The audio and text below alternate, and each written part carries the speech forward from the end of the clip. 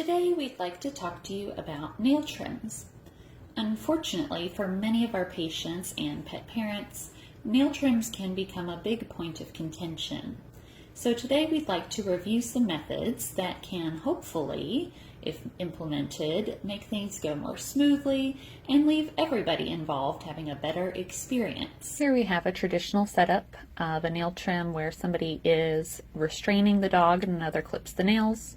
We can see it's not going very well overall. This dog is stressed. She's licking her lips, tucking her tail, trying to back out of the restraint.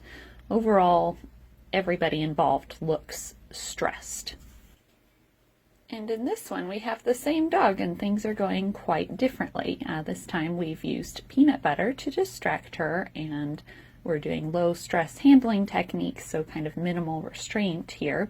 And you can see that she's much happier about how things are going.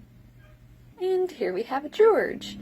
And George is getting a Dremel nail trim done. So this is a power tool instead of the traditional clippers.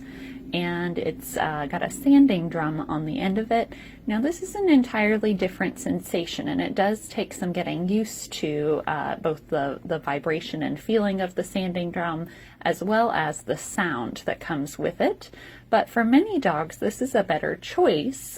They don't have a prior exposure or negative experience with it many times like they may have with the nail trimmers.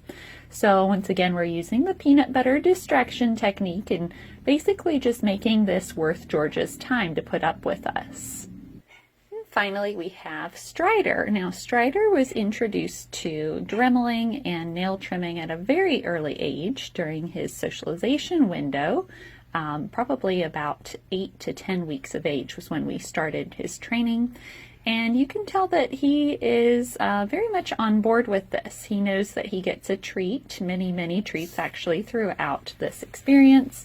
But you can see that I am able to do his nails alone, mostly because we've essentially trained this just like you would a sit or a down. So it's a behavior, a learned behavior that we have rewarded.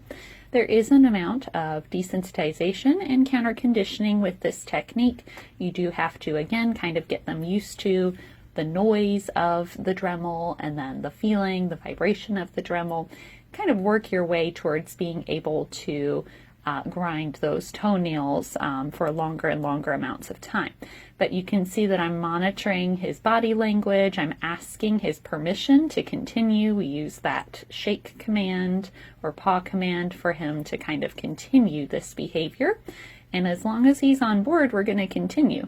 And if at any point along the way he's not okay with something, we're going to back off and we're going to go back to that desensitization and counter conditioning method. So you can see that there's many different approaches to making nail trims a happier experience for your pets. Pets that are really stressed, we have other options that we can do. We have medications we can use to try to help with the anxiety and or panic associated. And we can even sedate pets that really need that. You can also, again, kind of start down this road of behavior modification to start to get your pets on board with the idea that this can be an enjoyable experience and worth their time. So we hope some of the tips we discussed today are helpful to you and your pet. Of course, as always, we recommend that you follow up with your family veterinarian, especially if your pet is truly distressed or experiences panic when having their nails trimmed. We can help with things like anxiety medications, and we'd also recommend reaching out to an experienced positive reinforcement-based dog trainer to potentially help with some behavior modification techniques as well. We hope this video brightened your day and that you join us again for another video topic.